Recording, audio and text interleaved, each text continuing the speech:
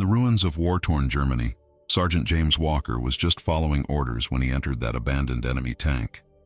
A history teacher turned soldier, he thought he'd seen the worst this war had to offer. He was wrong. Inside that dark metal coffin, a bruised and chained German prisoner did something unthinkable. She covered his mouth with her trembling hand and whispered 8 words that shattered his world. "I know your daughter's name in New York." No one in his unit knew about Elizabeth. No one. So how could this enemy prisoner know the child he'd left behind? What begins as a mysterious encounter spirals into a desperate race against both sides of the war, as James discovers that the greatest threat to his daughter isn't coming from enemy lines. It's coming from within, and the truth behind this prisoner's impossible knowledge will force him to question everything he thought he was fighting for. The taste of ash lingered on Sergeant James Walker's tongue as he trudged through the bombed-out streets of Karlsruhe. His boots crunched over pulverized brick and shattered glass, each step disturbing the dust that hung in the air like a funeral shroud. Only 3 months ago, he'd been teaching history to bored teenagers in Connecticut. Now he was making it, rifle slung across his chest, fingertips perpetually stained with gunpowder instead of chalk. A tremor ran through his right hand, the 3rd time today. He clenched his fist until his nails bit into his palm, forcing the weakness away. The men couldn't see it. 23 pairs of eyes looked to him for strength, for certainty in this wasteland of broken buildings and broken promises. "Walker, over here!" Captain Reynolds's voice cut through the silence, jarring in its American cadence against the German desolation. James approached the massive, rusting hulk of a Panzer tank, its once proud eagle insignia now half obliterated by bullet marks. The acrid scent of burnt metal and something sweeter, more sickening, flesh that had been inside when it took a direct hit, made his stomach clench. But there was something else, something wrong. The air around the tank felt different, charged with an electricity he couldn't explain. "Need you to check inside," Reynolds said, not meeting his eyes. "Intel says there might be documents, maps, anything we can use." "Sir, I'm not sure the structural integrity." "That's an order, Sergeant." James nodded, swallowing the protest that died in his throat. As he approached the tank, the hair on the back of his neck stood on end. His historian's mind cataloged details, the twisted track links, the scorched hull, the way the turret had been blown partially open. But something deeper, more primal, was screaming at him to turn back. The metal of the hatch was cold against his fingers, colder than it should have been in the afternoon sun. It opened with a groan that sounded too much like pain. James hesitated at the threshold, an inexplicable chill rippling down his spine. He'd entered dozens of captured vehicles before. Why did this one feel like a tomb waiting to claim him? Darkness engulfed him as he lowered himself into the belly of the machine. The stench hit him first, oil, blood, and something else, something living and afraid. His eyes adjusted slowly to the dimness, heart hammering against his ribs with such force he was certain it could be heard by whoever, whatever, waited in the shadows. There, a movement, the softest intake of breath. James raised his rifle, finger tensing on the trigger, when a figure lunged from the darkness. Not an attack, a desperate scramble. A woman, painfully thin, her face a landscape of purple bruises and dried blood. Her wrists were raw, chafed by chains that still dangled from one arm. German prisoner, his mind registered, escaped or abandoned. Before he could call out, before he could raise the alarm, her hand clamped over his mouth. Cold fingers, impossibly strong for someone so emaciated.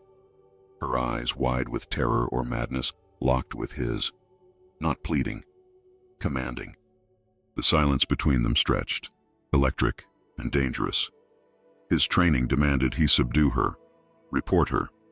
But something in those eyes, intelligence, desperation, made him hesitate. When she spoke, it was in perfect, unaccented English, each word like a bullet finding its mark. "I know your daughter's name in New York, Elizabeth Ann Walker, born July 12th. Has your eyes." James's world collapsed. The air evaporated from his lungs. His heart stuttered, then raced, blood roaring in his ears like distant artillery. Cold sweat erupted across his skin as a violent trembling overtook his limbs. No one knew about Elizabeth. No one. Not even his commanding officers. He'd left her behind, abandoned her with his sister after his wife died, a shameful secret he carried like a stone in his chest. He'd never mentioned her in letters, never carried a photograph, never whispered her name in his sleep. The woman's hand fell away from his mouth, but he couldn't speak, couldn't move. She watched him with the stillness of a predator, or perhaps of prey that knows running is futile. How? The words scraped his throat like broken glass. Who are you? She shook her head slowly, a finger rising to her lips. Outside, boots crunched on rubble. Men's voices called to each other. Time was running out. If you want to keep her safe, the woman whispered, her voice barely audible over the thunder of his pulse. You will tell no one I am here. Come back tonight, alone. James felt the ground shifting beneath him, reality warping around this impossible moment. The rifle in his hand suddenly seemed useless against the threat unfolding, a threat not of bullets and bombs, but of words and terrible knowledge. Walker, report! Reynolds' voice shattered the moment. James stared at the prisoner, her face half illuminated by a sliver of light from the hatch above. In that moment, he saw not an enemy but a mirror, the same haunted eyes, the same desperate calculation, both trapped by forces beyond their control. I'll be right there, sir, he called back, voice steadier than he had any right to expect.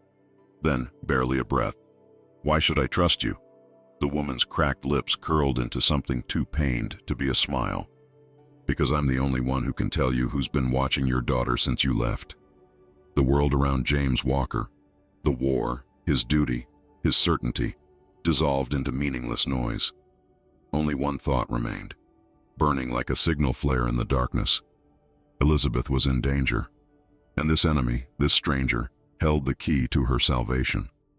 As he climbed out of the tank, schooling his features into military blankness, James felt something fundamental shift inside him. Whatever he had been before this moment, soldier, teacher, father, was gone.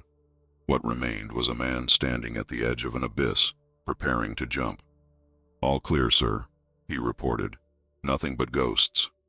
The lie tasted like ashes on his tongue, bitter and irrevocable, the first of many to come. James emerged from the tank, his face a carefully constructed mask hiding the earthquake beneath. The late afternoon sun cast long shadows across the ruined German street, turning everyday objects into monstrous silhouettes. His men moved among the debris like ghosts, their voices distant despite their proximity. Everything had changed in the space of a few whispered words. You look like you've seen a ghost, Walker, Reynolds said, scrutinizing his face. Find anything in there worth reporting? No, sir. The lie slid from his tongue with surprising ease. Just old blood and broken instruments. Nothing useful. Reynolds nodded, though something in his eyes suggested he wasn't entirely convinced. Get some rest. We're moving at dawn. Intelligence reports suggest a pocket of resistance 3 miles north. James saluted mechanically, his mind still trapped in that dark tank with the prisoner's impossible words echoing in his skull. I know your daughter's name in New York. The knowledge sat like ice in his veins, spreading its numbing chill throughout his body. He tried to rationalize. It had to be a psychological tactic, a desperate ploy from a cornered enemy. The Germans were known for their intelligence operations, their meticulous psychological warfare. But she had known Elizabeth's middle name, her birth date, details he had shared with no one in the army. Back at the makeshift barracks, a partially demolished schoolhouse where the smell of chalk still lingered beneath the stench of unwashed soldiers, James sat on his cot, hands trembling as he cleaned his rifle. The familiar ritual offered no comfort tonight. Each methodical movement only gave his mind more space to spiral into darker theories. If the prisoner truly knew about Elizabeth, who else did? How long had his daughter been watched? And for what purpose? The questions multiplied, breeding like bacteria in a wound. Hey, Professor, Private Miller called from across the room, his young face split by a wide grin. Tell us again about Napoleon's retreat from Russia. Maybe it'll make this hellhole seem like a vacation. The other men laughed, the sound jarring against James's inner turmoil. He forced his lips into what he hoped resembled a smile. "Maybe tomorrow, Miller. I'm beat." "The professor's got his serious face on," another soldier teased. "Probably composing a lecture on the architectural significance of blown-up buildings." More laughter. James nodded along, his hand still mechanically working the cleaning rod through his rifle barrel. The camaraderie that had once been a lifeline now felt like a performance he could barely maintain. These men trusted him with their lives, yet here he was, already planning to betray that trust. When night finally fell, heavy and oppressive, the barracks filled with the sounds of men finding what peace they could in sleep. Snores, murmured dreams, occasional whimpers, the nocturnal symphony of souls too burdened by daylight horrors. James lay awake, counting minutes, rehearsing excuses. At 2:37 in the morning, he slipped from his cot. His boots made no sound as he navigated between sleeping bodies, a skill perfected over months of night patrols. Outside, the air hung thick with moisture, promising rain. The darkness offered both cover and threat. German snipers were known to operate at night, picking off careless Americans who exposed themselves. James moved through shadows, his heart thundering so loudly he feared it would wake the dead in this city of ruins. Each step toward the abandoned tank felt like a step away from the man he had been that morning. The reliable sergeant, the good soldier, the man who followed orders and kept his men alive. The tank loomed ahead, a darker shape against the night sky. He approached cautiously, every sense heightened to painful acuity. The metallic taste of fear coated his tongue. What if it was a trap? What if she'd fled? What if other eyes were watching this forbidden rendezvous? He paused at the hatch, listening. Nothing but the distant rumble of artillery miles away and the soft patter of beginning rain. Drawing his sidearm, James lowered himself into the tank's interior, the darkness swallowing him completely. "I knew you would come." Her voice came from the corner, soft but steady. James pointed his flashlight, keeping the beam low to avoid detection from outside. The prisoner sat exactly where he had left her, though she had managed to free herself from the remaining chain. In the harsh light, her features seemed even more gaunt, the hollows beneath her cheekbones deep enough to cast shadows. "You have exactly 2 minutes to explain how you know about my daughter," James said, surprised at how calm he sounded when his insides were chaos. "After that, I'm reporting you to command."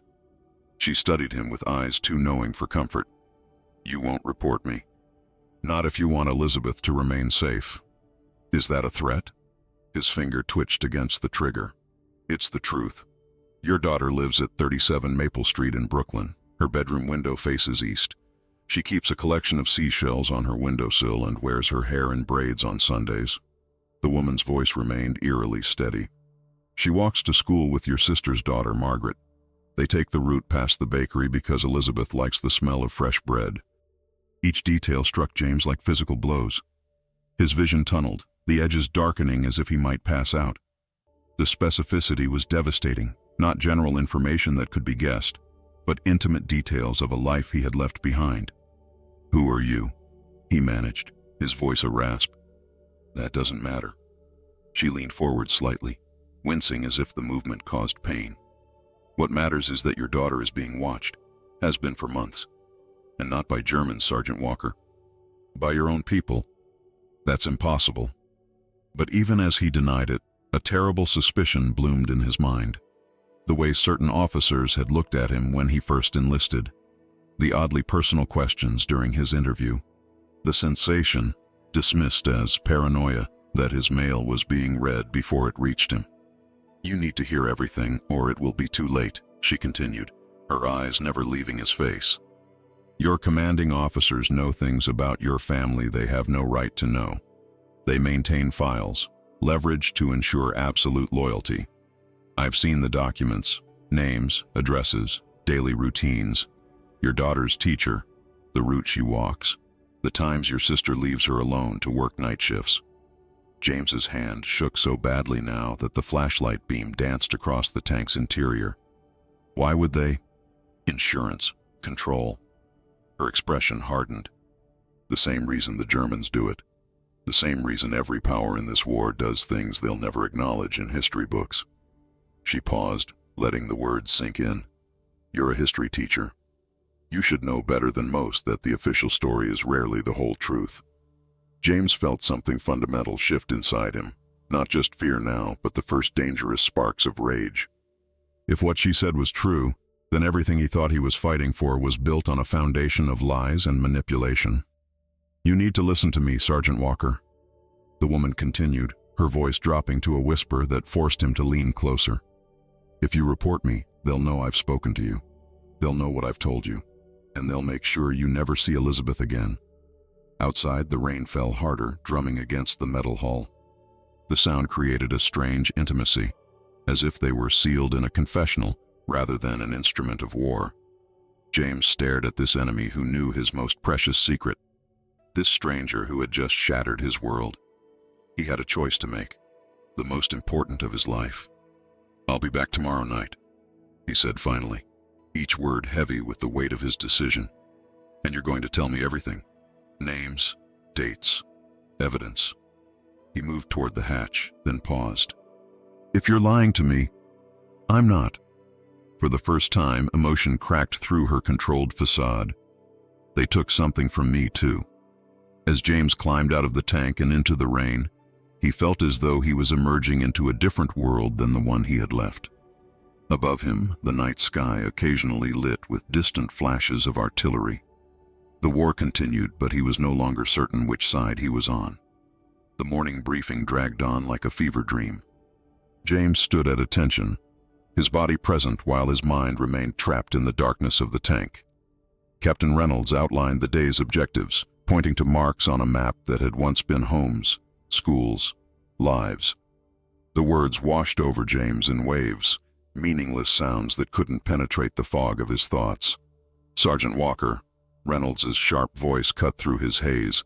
Am I boring you? 20 pairs of eyes turned to him. James straightened, forcing his features into attentiveness. No, sir. Considering the tactical implications, sir. Reynolds held his gaze a beat too long before continuing. That look, was it suspicion or had it always been there, this subtle scrutiny that James was only now noticing? He catalogued the moment, adding it to a growing inventory of interactions that seemed sinister in this new, terrible light. When the briefing concluded, James approached the map table, a performance of dutiful curiosity. Sir, about that German tank we found yesterday. What about it, Sergeant? Reynolds didn't look up from his papers. I was thinking we should send a detail to salvage parts. Might be useful for our mechanics. Reynolds' pen stopped moving. I thought you said there was nothing of value. James felt sweat prickle at his hairline. The equipment was destroyed, but the armor plating is intact. Could be repurposed. I'll consider it. Reynolds finally looked up, his eyes unreadable. Strange you didn't mention this yesterday. Just occurred to me, sir. James maintained eye contact, though every instinct screamed to look away. Throughout the day, James moved through his duties like a sleepwalker, hyper-aware of every glance, every word directed his way. Were they watching him more closely now, or had they always watched him this way? The seed of paranoia planted by the prisoner's words was already sprouting, sending tendrils of suspicion through every interaction. By afternoon, he'd managed to secure a moment alone in the communications tent. With trembling fingers, he drafted a telegram to his sister in Brooklyn. The message was innocuous on the surface, asking about her health, mentioning the weather, but contained a code they'd established years ago. 3 references to their father meant danger. A question about her garden was a request to move locations immediately. Writing home, Walker? Lieutenant Morris appeared at his shoulder, causing James to startle visibly. Yes, sir. My sister's birthday next week. The lie came easily now, each one making the next more natural. Morris smiled, the expression not reaching his eyes. Family's important, keeps a man grounded. He paused, then added with deliberate casualness, You have any kids, Walker? James's blood turned to ice. No, sir, he responded, the denial of his daughter's existence bitter on his tongue. Never been that lucky. Could have sworn someone mentioned you had a little girl. Morris's tone was light, but his eyes were sharp as bayonets. Must have me confused with someone else, sir. James folded the telegram carefully, acutely aware of the lieutenant's gaze tracking his movements. Johnson and Baker Company has a daughter. Maybe that's what you heard. Morris nodded slowly. Must be. Carry on, Sergeant. As the lieutenant walked away, James felt his shirt sticking to his back with cold sweat. The conversation replayed in his mind, each word now laden with hidden meaning. They were testing him. But why now? Had the prisoner's presence triggered something? Or was this just his paranoia, seeing shadows where there had always been light? Night fell with excruciating slowness. James sat cleaning his rifle in the barracks, mechanically disassembling and reassembling the weapon while his men played cards and shared cigarettes. Their banter, usually a comfort, grated on his nerves. Every laugh seemed forced, every glance in his direction suspicious. You're quiet tonight, Sarge, Private Williams observed, shuffling a worn deck of cards. Usually you're lecturing us about how some ancient Roman would have handled this campaign better. James managed a thin smile. Just tired, Williams. Thinking about tomorrow's patrol. Well, stop thinking and join the game. Unless you're scared, I'll clean you out again. Williams grinned, holding up the cards invitingly. For a moment, James was tempted by the normalcy of it, the easy camaraderie, the temporary escape from the crushing weight of what he now knew. But the thought of sitting there, pretending everything was the same, felt impossible. Rain check, he said, rising from his bunk. Going to check our perimeter before turning in.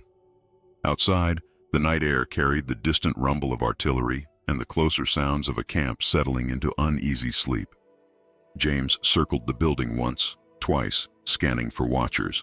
The darkness between buildings seemed alive with potential threats, every shadow concealing eyes that might be tracking his movements. When he was reasonably certain he wasn't being followed, James made his way to the tank. The hulking machine sat like a wounded beast at the edge of their temporary headquarters, forgotten by most now that it had been declared empty of intelligence value. He approached from the blind side, sliding into the shadows beneath its massive bulk before opening the hatch. The prisoner was waiting, her posture alert despite her obvious exhaustion. You came back, she observed, a hint of surprise in her voice. I need answers. James kept his voice low, though the rain that had begun again provided some cover for their conversation. Everything you know about who's watching my daughter and why. She studied him, weighing something in her mind. I was part of a network that gathered intelligence on Allied forces, not military intelligence, personal information, families, weaknesses, pressure points. How did you know about Elizabeth? The name felt dangerous, exposed, now that he'd spoken it aloud. I didn't, not directly. I had access to files, American files, that were intercepted 3 months ago. Your daughter's name was in them, along with details about her daily routine.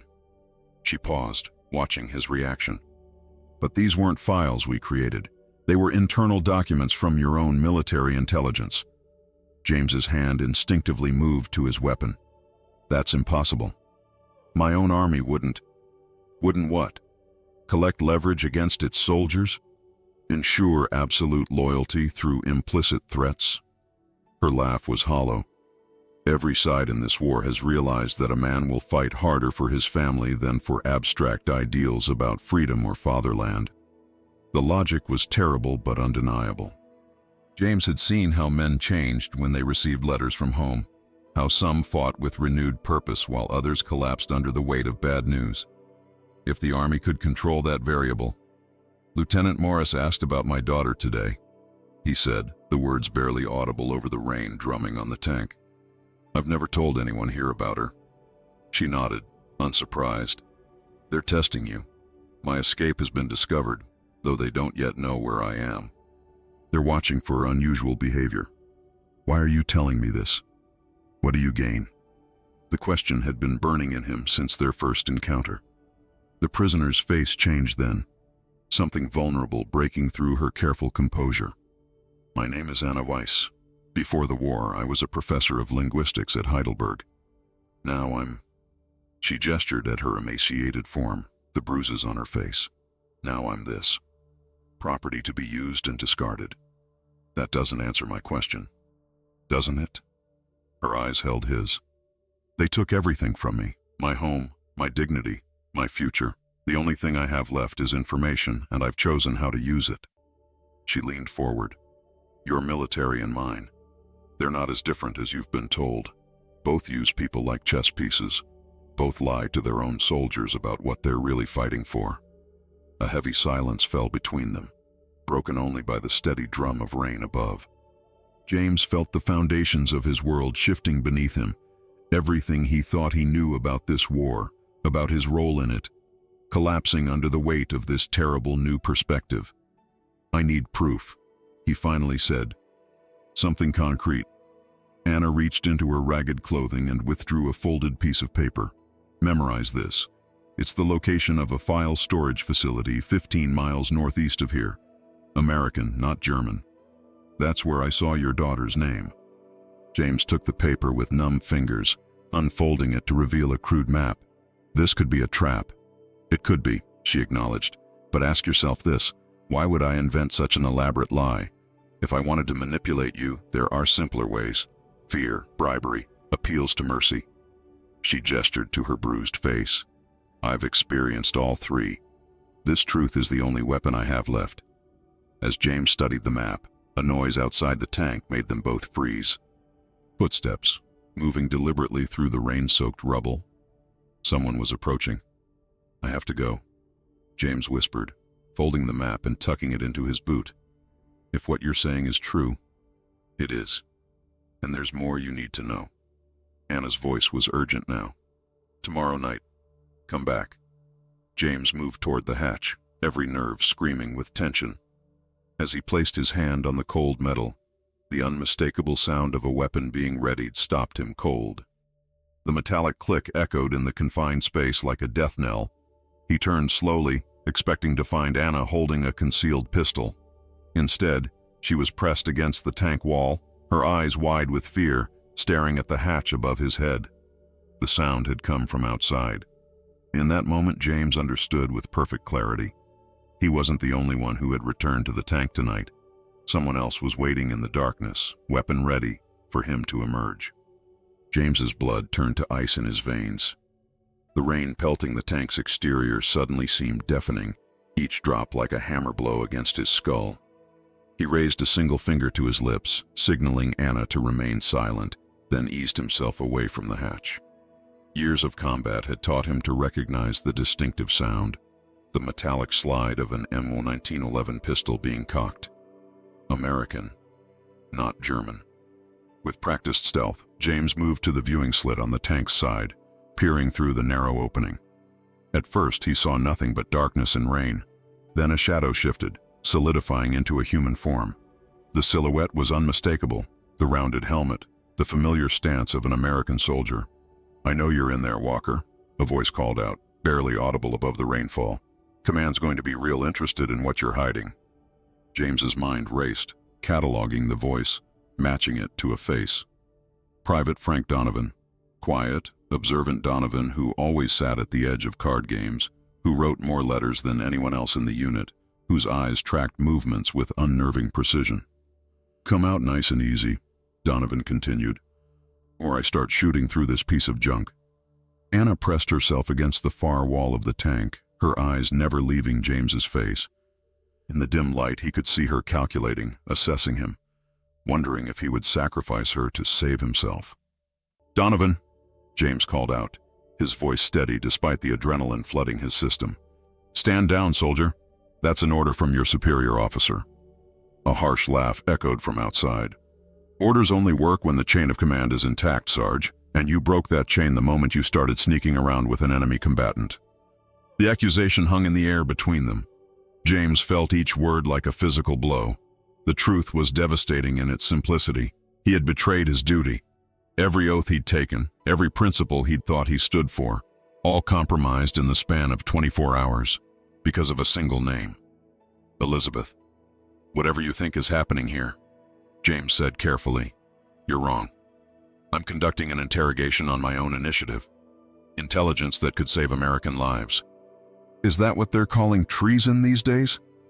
Donovan's voice dripped with contempt. I've been watching you, Walker. 3 nights in a row, sneaking out to this tank you claimed was empty. What would Captain Reynolds say? James exchanged a glance with Anna, whose face had gone deathly pale. She mouthed something he couldn't quite catch, then reached slowly into her tattered clothing. "I'm coming out," James called, buying time. "Just me. The prisoner stays inside." "Both of you," Donovan countered. "Now."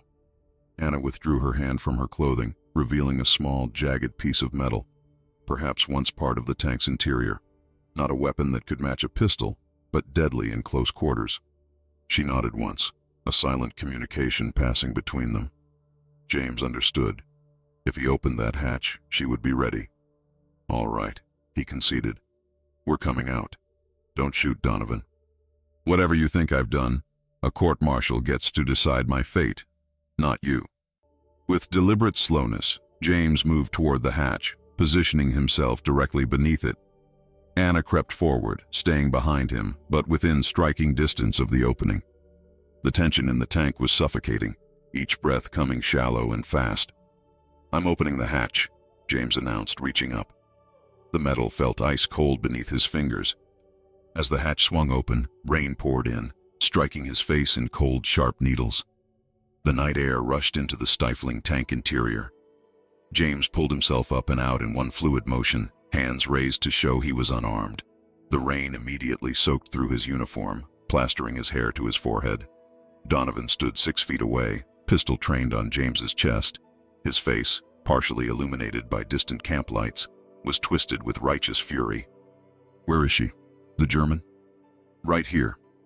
Anna's voice came from behind James as she emerged from the hatch, the piece of metal concealed in her palm. What happened next occurred in fragmented seconds. Donovan's attention shifted momentarily to Anna. In that split second of divided focus, James lunged forward, closing the distance between them with desperate speed. Donovan fired, the gunshot cracking through the rainy night like thunder, but his aim was thrown off by James's sudden movement. The bullet grazed James's shoulder, tearing through fabric and skin in a line of white-hot pain. Before Donovan could fire again, James collided with him, driving them both to the muddy ground. They struggled in the rain-slicked dirt, each fighting for control of the weapon. James's training took over. A knee to the diaphragm, a sharp elbow strike to the temple, fingers digging into the wrist that held the pistol. The gun discharged again, the bullet burying itself harmlessly in the ground. The sound seemed to snap something in Donovan. His resistance intensified, becoming wild, desperate. He was no longer fighting to capture a traitor. He was fighting for his life. "You're all being used," James growled through clenched teeth as they wrestled for the weapon. "They're watching our families, Donovan, using them against us." "Shut up," Donovan spat back, driving his forehead into James's nose with a sickening crunch. Blood mixed with rain, running warm down James's face. "You're a goddamn traitor!" From the corner of his eye, James saw Anna circle around them, the metal shard raised. Her intentions were clear in her posture, in the cold determination of her eyes. She would kill Donovan without hesitation. "No!" James shouted, more to her than to his opponent. "We need him alive!" The distraction cost him. Donovan's knee drove into his stomach, expelling the air from his lungs in a painful rush. The world tilted, and suddenly James was on his back in the mud, Donovan above him, pistol once again aimed at his chest. "You think this war is about freedom?" Donovan's voice shook with emotion, rain streaming down his face like tears. "We're just pawns, Walker, all of us." His finger tensed on the trigger. "I was sent to watch you specifically. Orders from way above Reynolds." The confession struck James like physical blow. "What do you mean, watch me?" "Your file is flagged. Special interest to Intelligence Division."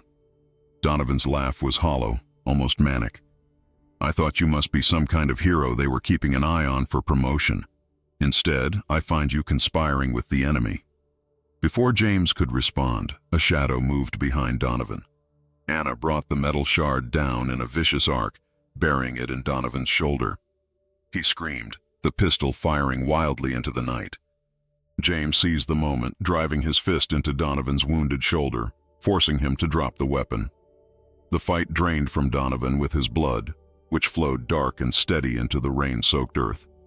He collapsed to his knees, clutching his shoulder, face contorted in pain and rage. "You're dead, Walker," he gasped. "Both of you. When they find out—" "They're not going to find out," James interrupted, retrieving the pistol from the mud. His voice sounded foreign to his own ears, harder, colder than he'd ever heard it. "Not from you." Anna stepped forward, her face illuminated briefly by distant artillery fire. "Ask him about the envelopes," she said, her eyes fixed on Donovan. "Ask him what he sends in those letters." Donovan's eyes widened with something beyond pain, fear. Pure, animal fear that transformed his features into something barely recognizable. "What is she talking about?" James demanded, pressing the barrel of the pistol against Donovan's uninjured shoulder. "What envelopes?" "I don't know what she—" "The intelligence," Anna cut in, her voice steady despite the blood on her hands. "The personal details about families. It doesn't just flow one way." She turned to James. "He's been collecting information too. On his fellow soldiers. On you." The accusation hung in the rain-filled space between them. James stared at Donovan's face, searching for denial, for outrage, for anything that might contradict Anna's words. Instead, he saw confirmation in the man's defeated expression. "She's lying." Donovan tried, but the protest was weak, unconvincing even to his own ears. "Search him," Anna instructed. "Left breast pocket." With his free hand, James reached into Donovan's jacket, fingers finding a waterlogged envelope. He withdrew it, the paper soggy and fragile in his grip. Through the translucent material, he could make out handwriting, names, locations, observations. At the top of the page, partially visible despite the water damage, was a name that stopped his heart: Elizabeth Walker. "She never was safe," Donovan whispered, a strange smile twisting his bloodless lips. "None of them are." The world narrowed to a pinpoint of pure white-hot rage. James's finger tensed on the trigger, every cell in his body screaming for release, for vengeance. One pressure, one movement, and he would silence the threat to his daughter forever. Distant shouts broke through his haze of fury. The gunshots had been heard. Others were coming. "We need to go," Anna urged, her hand on his arm. "Now." James looked down at Donovan, at the envelope in his hand, at the blood mixing with rain and mud beneath them. In that moment, he made a choice that would define everything that followed, not as a sergeant, not as a soldier, but as a father with everything to lose. The abandoned church basement smelled of mildew and ancient incense, its stone walls blackened by decades of candle smoke. James sat on an overturned crate, methodically cleaning Donovan's pistol by the weak light of a salvaged lantern.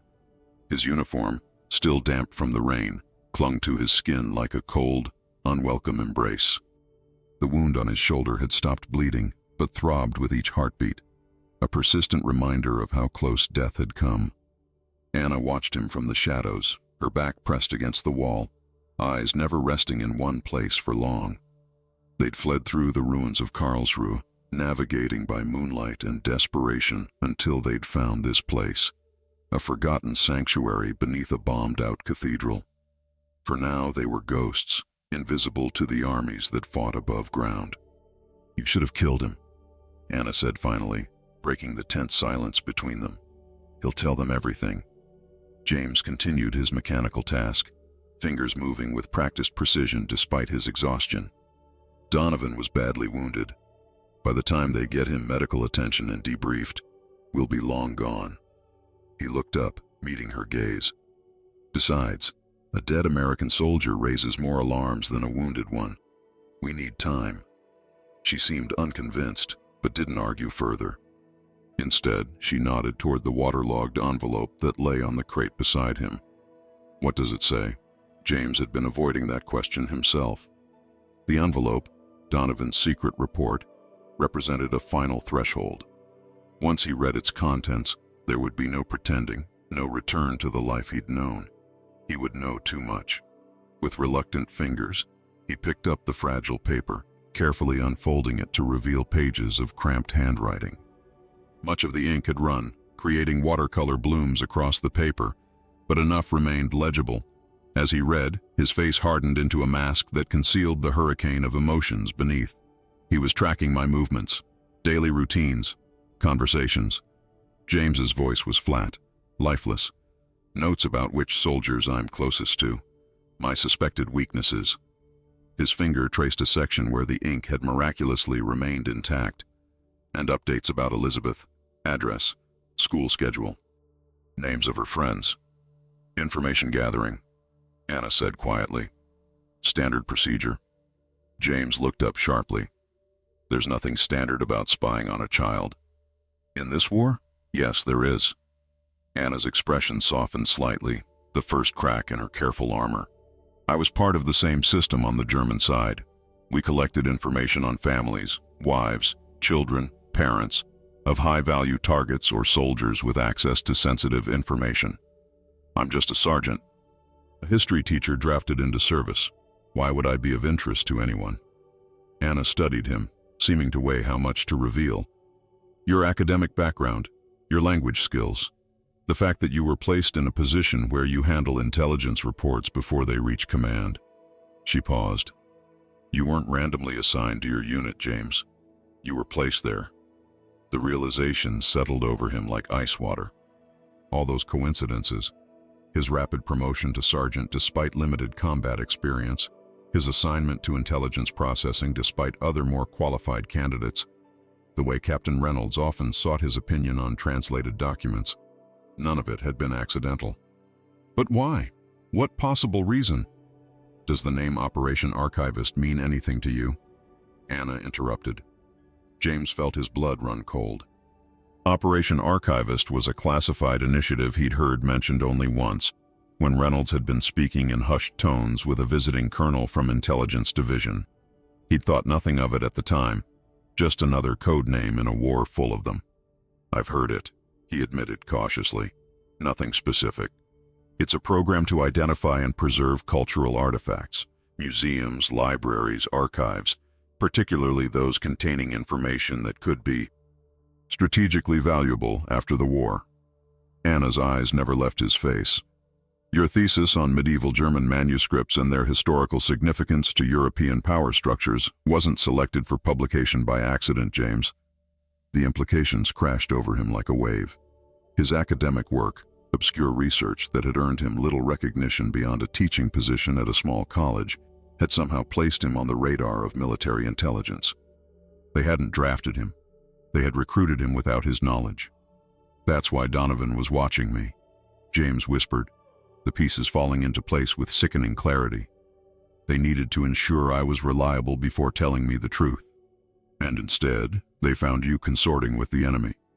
A ghost of a smile touched Anna's lips. Me. James stood abruptly, pacing the small confines of their hiding place. The lantern light threw his shadow against the ancient stones, elongated and distorted like his sense of self. I need to know everything, he said, turning to face her. Why you were captured. Why you know about Operation Archivist. How my daughter became involved in any of this. Anna's posture changed subtly, a straightening of her spine, a lifting of her chin. For a moment, James could see the professor she had been before the war had transformed her into this hollow-eyed survivor. I was part of a team cataloging manuscripts at Heidelberg University when the Nazis came to power, she began. At first, we thought it was just nationalism, unpleasant but survivable. Then came the book burnings, the disappearances, the systematic destruction of knowledge deemed un-German. Her voice took on a bitter edge. As a Jewish academic with expertise in cultural preservation, I became inconvenient. So you fled? I tried. She closed her eyes briefly. I was captured at the Swiss border, but instead of being sent to a camp, I was given a choice.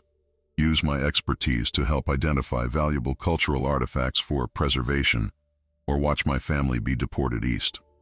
James understood the euphemism. East meant the camps. East meant death. You became their expert. I became their tool, she corrected. Forced to help catalog and identify items of cultural significance, not to preserve them, but to weaponize them. Information that could establish territorial claims, undermine national identities, or provide leverage in post-war negotiations. James returned to the crate, sitting heavily. And the Americans are doing the same thing. Every side in this war is fighting for the future, not just the present. Anna leaned forward, her voice intense. The Nazis burned books publicly while secretly hoarding knowledge they can use. The Allies denounced such acts while quietly building their own collections of strategic cultural assets. But what does any of this have to do with Elizabeth? James demanded, frustration edging his voice. She's just a child. Leverage, Anna said simply. Insurance to ensure your cooperation. The most valuable experts are often the most reluctant participants. Family becomes motivation. The reality of his situation descended on James like a physical weight. His daughter wasn't just being watched. She was a hostage to his future compliance, a guarantee that once Operation Archivist was revealed to him, he would do as he was told. A distant explosion rattled the small windows near the ceiling, sending dust drifting down from the ancient beams above. The war continued its relentless progress, indifferent to their personal revelations. "We need to move soon," James said, refocusing on their immediate survival. "Donovan may not be able to talk yet, but they'll be searching for us." "Where?" Anna asked, the simple question heavy with implication. James withdrew the map she had given him earlier, the location of the supposed file storage facility. "Here. If what you've told me is true, this is where we'll find proof. Documents connecting my daughter to this operation." Anna's face registered surprise. "You still don't fully believe me." "I believe you believe it," James said carefully. "But I need to see the evidence myself." He checked his watch. 300 hours. "We'll rest for 2 hours, then move before dawn." As if in response to his words, another explosion sounded, closer this time. The lantern flame flickered, casting monstrous, shifting shadows across the stone walls. "If we find these files," Anna said, her voice barely audible above the distant rumble of artillery, "what then? We'll be enemies to both sides, hunted by your people for desertion and mine for treason."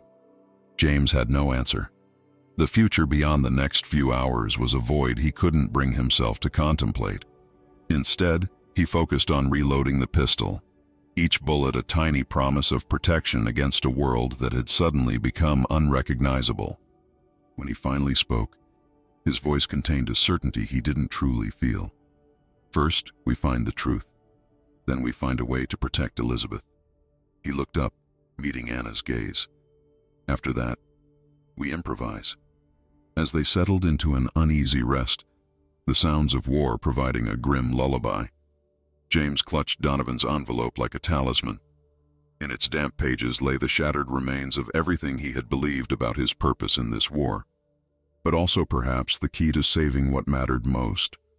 Overhead, the relentless rain continued to fall on friend and enemy alike, washing away distinctions that had once seemed so clear, so certain.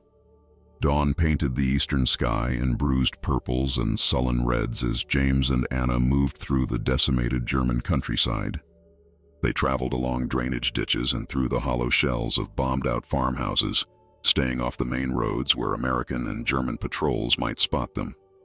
James had abandoned his uniform jacket, now wearing only his olive undershirt with a civilian coat they'd salvaged from an abandoned home. With his dog tags tucked inside his shirt and 3 days of stubble darkening his jaw, he could pass for a displaced civilian, at least from a distance. Anna walked slightly ahead, her knowledge of the terrain proving invaluable. Her steps were uneven, favoring her left leg where an old injury troubled her, but she maintained a punishing pace. Necessity had forged an alliance between them, but James watched her with the wariness of a man who understood that survival sometimes required betrayal. 2 miles ahead, she said, pausing at the crest of a small hill to consult the crude map. "The facility is disguised as a munitions depot." James nodded, scanning the horizon with practiced eyes. Artillery fire rumbled in the distance, but this particular stretch of countryside seemed eerily untouched by the direct violence of war. The abandoned farms they passed showed signs of hasty evacuation rather than destruction. Doors left ajar, personal belongings scattered across yards, a child's doll lying face down in the mud. "This area has been under American control for almost 3 weeks, he observed. "Why isn't it more heavily patrolled?" Because no one is supposed to know it exists, Anna replied, her voice low. The best security isn't guards and fences, it's obscurity. An area that appears insignificant, that doesn't appear on strategic maps. As they continued forward, James felt the weight of Donovan's pistol against his ribs, hidden beneath his stolen coat. 6 bullets remained in the magazine, plus 1 in the chamber. 7 opportunities for survival in a world where every uniform, regardless of its nation, now represented a potential threat. They crested another small rise, and Anna suddenly dropped to a crouch, extending her arm to halt James's progress. Below them, nestled in a shallow valley, stood a cluster of nondescript buildings surrounded by a simple barbed wire fence. A single American flag hung limply from a pole near what appeared to be the main entrance. 2 guards in American uniforms patrolled the perimeter, their posture relaxed, rifles slung over shoulders rather than held at ready. "That's it?" James whispered, disbelief coloring his tone. "It looks like a temporary supply depot." "That's the point," Anna replied. "What better place to hide sensitive information than somewhere so ordinary no one would think to look?" She pointed to the largest building.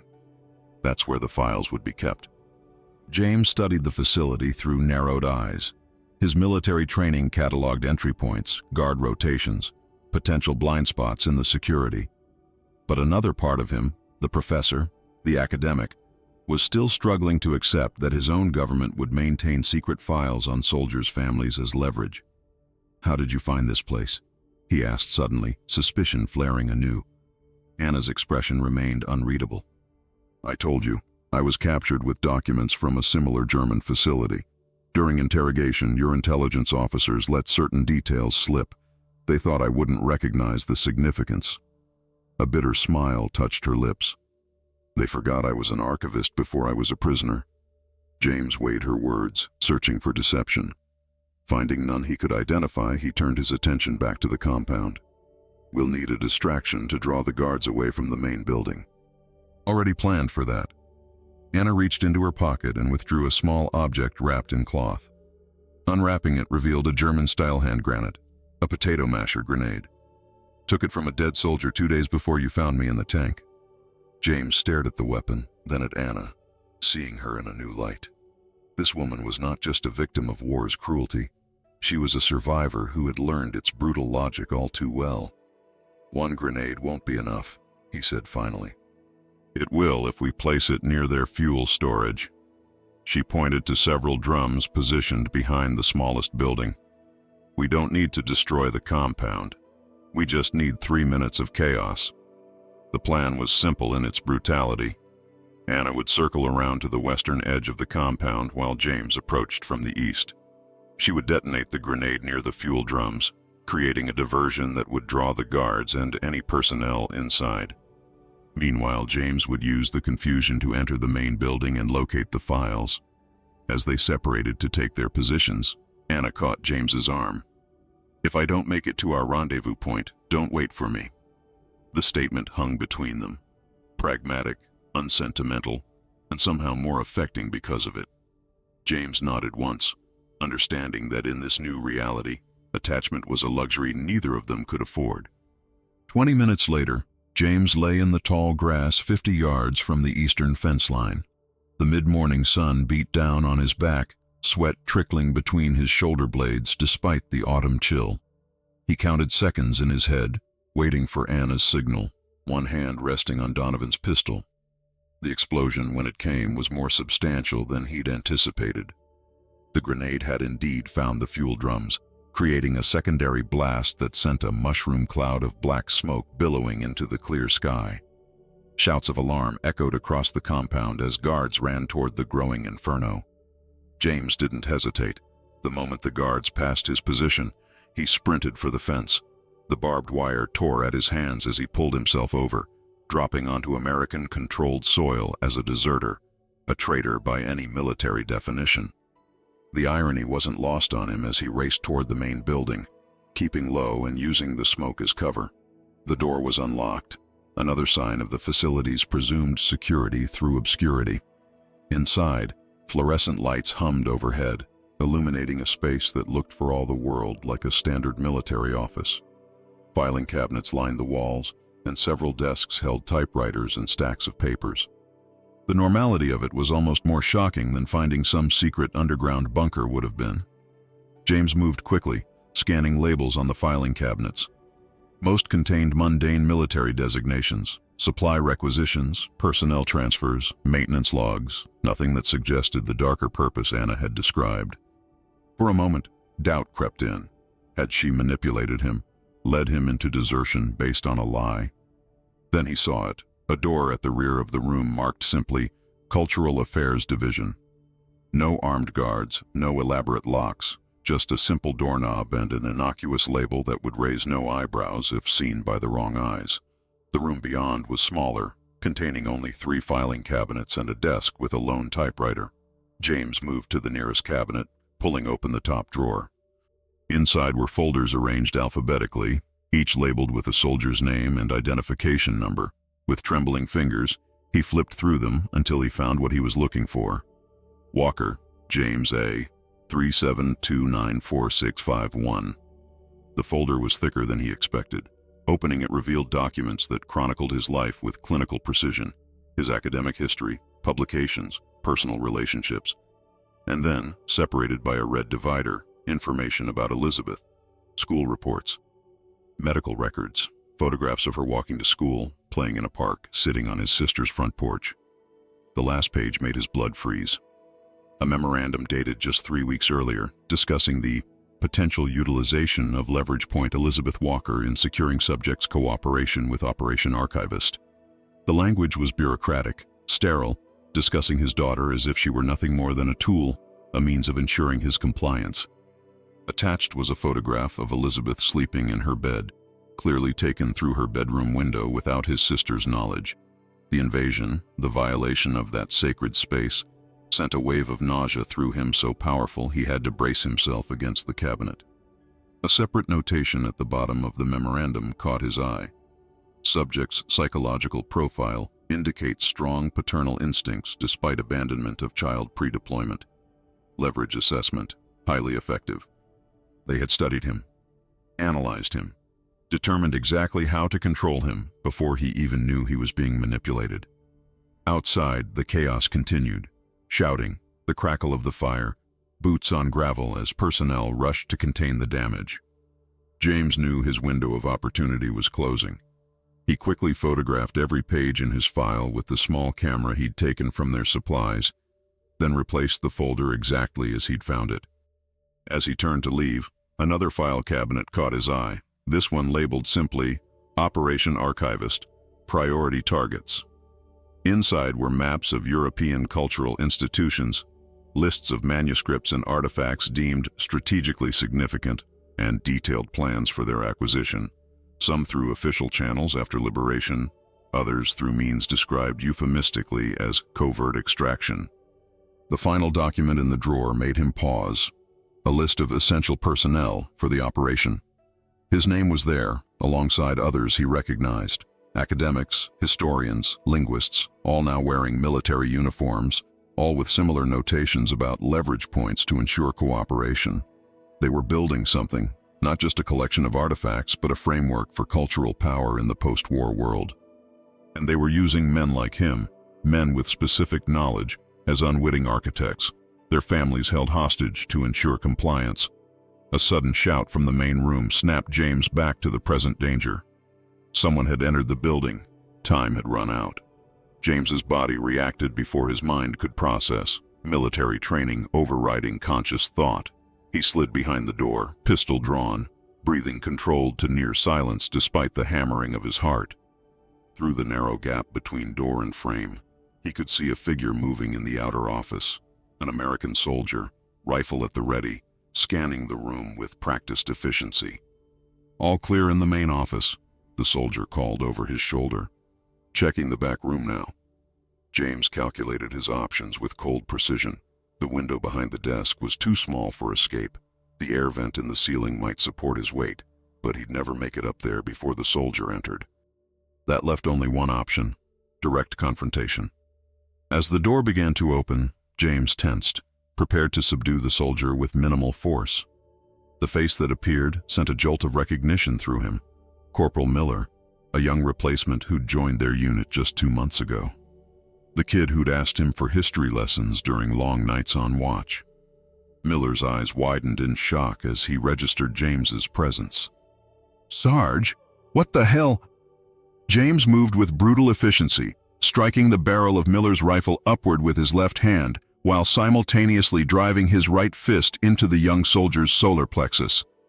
Miller doubled over, gasping, as James wrestled the rifle from his grasp and pinned him against the wall, forearm pressed across his throat. "Listen carefully," James whispered, close enough to see the fear dilating Miller's pupils. "I don't want to hurt you, but I will if I have to. Understand?" Miller nodded frantically, face reddening under the pressure on his windpipe. "How many others came with you?" James demanded, easing his arm just enough to allow speech. "Just me and Lieutenant Carson," Miller gasped. "Heard the explosion. Came to secure the files." The mention of Carson sent a chill through James. Lieutenant Carson, the quiet intelligence officer who occasionally visited their unit, always watching, always evaluating. A man who'd once asked casual questions about James's life before the war, including whether he had any family waiting for him back home. "Where's Carson now?" "Checking the perimeter, looking for intruders." Miller's eyes darted nervously. "Sarge, what are you doing here? Everyone's saying you deserted, that you killed Donovan." "Donovan isn't dead." James adjusted his grip, maintaining control while meeting Miller's gaze. "But he was part of something ugly, Miller. Something that goes against everything we're supposed to be fighting for." Confusion clouded the young soldier's face. "I don't understand." "Neither did I." James nodded toward the open filing cabinet. "Until I saw those." Miller's eyes flicked to the cabinet, then back to James. "Those are just administrative files, personnel records. They're surveillance reports on American families, wives, parents, children, being monitored and used as leverage against their own soldiers." James felt a surge of anger as he spoke the words aloud. "Including my daughter." Uncertainty flickered across Miller's features, the first crack in his dutiful soldier facade. "That can't be right. We wouldn't do that. We're the good guys." A bitter laugh escaped James before he could stop it. "That's what I thought too." The distant sound of gunfire interrupted them. Short, controlled bursts, followed by the distinctive crack of a German carabiner. The rendezvous with Anna was compromised. James made a split-second decision. "I'm going to let you go, Miller. What happens next is up to you." He released his hold and stepped back, keeping the rifle trained on the younger man but making no move to restrain him further. Miller slumped against the wall, rubbing his throat, eyes never leaving James's face. "They'll kill you if you run," Miller said finally. "Desertion during wartime is a capital offense." "I'm already dead if I stay," James countered. "We're all just assets to them, Miller. Expendable when we're no longer useful." He backed toward the door. "Look in that cabinet if you want the truth. See what they're doing in the name of victory." Miller remained frozen, indecision written across his young face. Outside, the gunfire had stopped, replaced by shouted commands that grew steadily closer to the building. "I have to go," James said. "Whatever you decide to do next, do it because you believe it's right, not because someone ordered you to." With that, he turned and ran through the outer office, emerging into the blinding sunlight of mid-morning. The compound was in chaos. The fire from Anna's diversion still raged, black smoke billowing skyward, while soldiers ran in all directions, some fighting the flames, others establishing a perimeter. James sprinted toward the eastern fence, using the smoke as cover. He'd almost reached it when a voice stopped him cold. "That's far enough, Walker." Lieutenant Carson stood 20 yards away, pistol aimed at James's chest.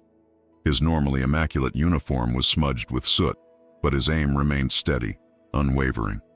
"Desertion, theft of classified materials, aiding an enemy combatant," Carson called out, his voice carrying across the compound. "Did you really think you'd get away with it?" Several soldiers turned at the commotion, weapons raising as they registered the confrontation unfolding before them. James stood exposed, caught in the open with nowhere to run. "Where's the German woman?" Carson demanded. "The one you've been hiding?" James remained silent, mind racing through scenarios. each more desperate than the last. His eyes scanned the perimeter, seeking any sign of Anna. Had she escaped? Been captured? Or was her body lying somewhere beyond the fence, another casualty in a war that devoured lives without remorse? You don't understand what you've gotten yourself involved in, Walker, Carson continued, advancing slowly, pistol still trained center mass. This is bigger than you, bigger than any of us.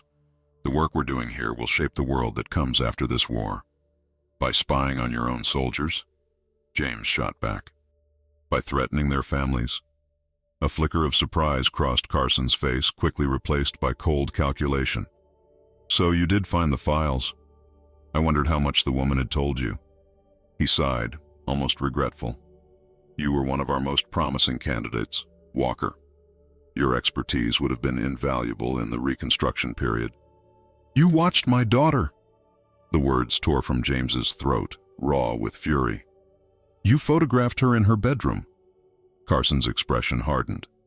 Necessary precautions to ensure cooperation. The stakes are too high for sentimentality, Sergeant. This isn't just about winning the war. It's about winning the peace that follows. Movement at the edge of James's vision caught his attention. A figure darting between buildings at the compound's western edge. Anna, alive and still fighting. Hope surged through him, quickly tempered by the realization that she was heading into danger, not away from it.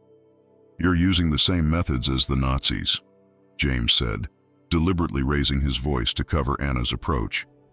Surveillance, threats, treating people like assets instead of human beings. Don't be naive, Carson scoffed. Every major power is collecting what they can while Europe burns art, gold, information. The Soviets are doing it, the British are doing it. The only difference is our purpose. He gestured with his free hand, encompassing the compound. What we recover will preserve democracy, not destroy it. You can't preserve democracy by undermining its principles, James countered, watching as Anna crept closer to Carson's position, something clutched in her hand. Freedom built on coercion isn't freedom at all. Carson's laugh was cold, dismissive. Philosophy from a history teacher. How fitting. His finger tensed on the trigger. I'm placing you under arrest, Walker. We'll sort this out back at headquarters. The moment hung suspended between them. Carson confident in his righteousness, James acutely aware that surrender meant death, if not immediately, then after a perfunctory court-martial. Behind Carson, Anna had reached a position just 15 yards away, her intention clear in her posture. There's just one problem with your plan, Lieutenant, James said, deliberately shifting his stance to draw Carson's complete attention. I'm not alone. Carson's eyes narrowed in confusion, then widened in realization, a second too late. Anna launched herself forward, driving a salvaged bayonet into the lieutenant's back with such force that the tip emerged from his chest in a spray of crimson. Carson's body arched in shock, his pistol discharging harmlessly into the ground as he collapsed. The compound erupted in shouts and gunfire. James sprinted to Anna, grabbing her arm as bullets kicked up dirt around their feet. Together they ran for the fence, diving under a section where the barbed wire had been hastily cut. I found the rendezvous compromised, Anna gasped as they raced toward the cover of nearby woods. German patrol. Had to eliminate them. James processed this information with detached efficiency, another layer of complication in their already impossible situation. As American bullets whined overhead, he realized they had crossed an irrevocable line. There would be no explanation, no clemency, no return to their former lives. They were now enemies of both sides, hunted by all, trusted by none. They reached the tree line as an alarm blared from the compound, the sound slicing through the countryside like a knife. In the distance, the rumble of vehicles announced the arrival of reinforcements. Their window of escape was closing rapidly. Did you get what we came for? Anna demanded as they pushed deeper into the forest, branches whipping at their faces. James patted the camera concealed beneath his stolen coat, the weight of it nothing compared to the burden of what he now knew. I got it, he confirmed grimly. Evidence of everything. The surveillance, the threats, the operation itself. Then we still have a chance, Anna said, her face set with determination, despite the blood, Carson's blood, still staining her hands. One chance to expose the truth. As they fled through the ancient forest, James clutched the evidence against his chest like a talisman. The photograph of Elizabeth sleeping haunted him with each step. The vulnerability of her, the innocence that powerful men had turned into a weapon against her own father. She never was safe. Donovan's words echoed in his memory, a terrible prophecy fulfilled. But she would be. Somehow, against all odds, he would make her safe again. 3 days of desperate flight had brought them full circle. The abandoned tank where their journey had begun now loomed before them in the gray pre-dawn light, its rusted hulk a monument to war's futility. James approached it cautiously, every sense heightened by exhaustion and the constant fear of pursuit. Anna followed a few paces behind, her movements stiff from the wound she'd sustained during their escape. A bullet grazed across her ribs that had finally stopped bleeding, but left her feverish and weak. They'd traveled only at night, avoiding roads and settlements, surviving on whatever they could scavenge from abandoned farms. The evidence James had stolen, photographs of the classified files, remained secure in a waterproof pouch strapped to his chest. The weight of it against his skin was both burden and purpose, the physical manifestation of a truth too terrible to bear, but too important to abandon. "Why here?" Anna asked, her voice barely audible over the distant rumble of artillery. The front had shifted during their absence, the fighting now concentrated several miles to the west, but the constant percussion of shells was a reminder that the war continued, indifferent to their personal revelations. "Because it's the last place they'll look for us," James replied, checking the surrounding area for signs of recent activity. "They'll assume we're heading for the Swiss border or trying to reach the coast." The tank's interior was as they had left it, dark, confined, smelling of rust and old blood. James helped Anna inside, easing her onto the metal floor where he'd first found her less than a week ago. In the weak light filtering through the open hatch, her face appeared gaunt, hollowed by suffering and determination in equal measure. "We can't stay long," she said, wincing as she settled against the wall. "Every American unit within 50 miles will have our descriptions by now." James nodded, retrieving the small medical kit they'd stolen from an abandoned aid station. He knelt beside her, gently lifting her tattered shirt to examine the wound. The skin around it was inflamed, angry red streaks beginning to spread outward, the early signs of infection. "You need antibiotics," he said, applying the last of their sulfa powder to the injury, "and proper medical attention." A bitter smile crossed Anna's face. Unlikely prospects for the two most wanted fugitives in occupied Germany. As James bandaged her wound, his fingers moved with a gentleness that belied the violence of their recent past.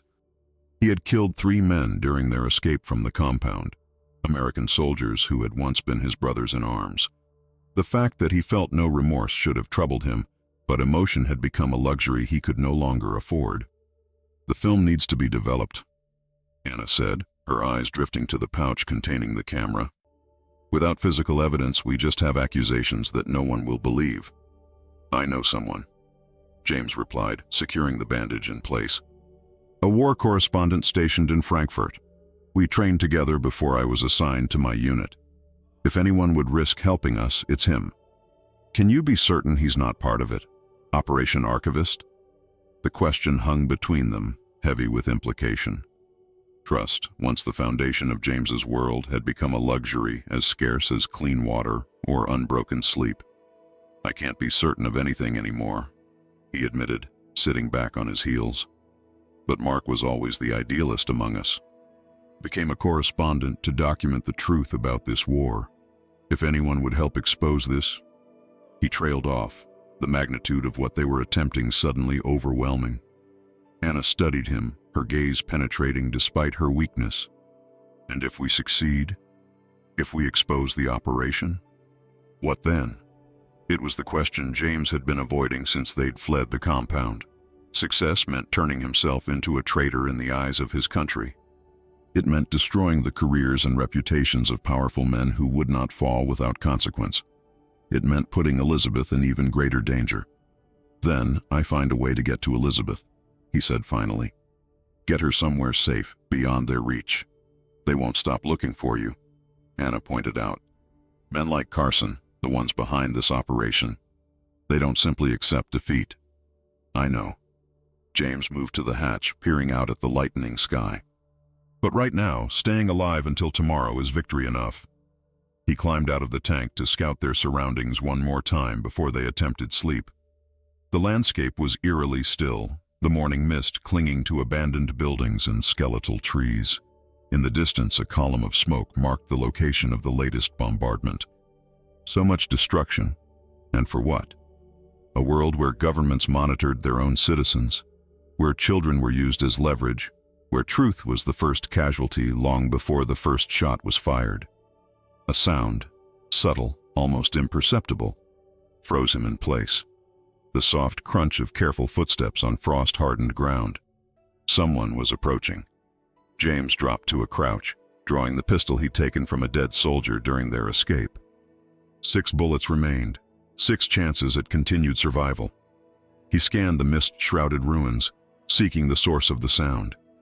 A figure emerged from between bombed-out buildings, walking with deliberate slowness, hands visible at his sides.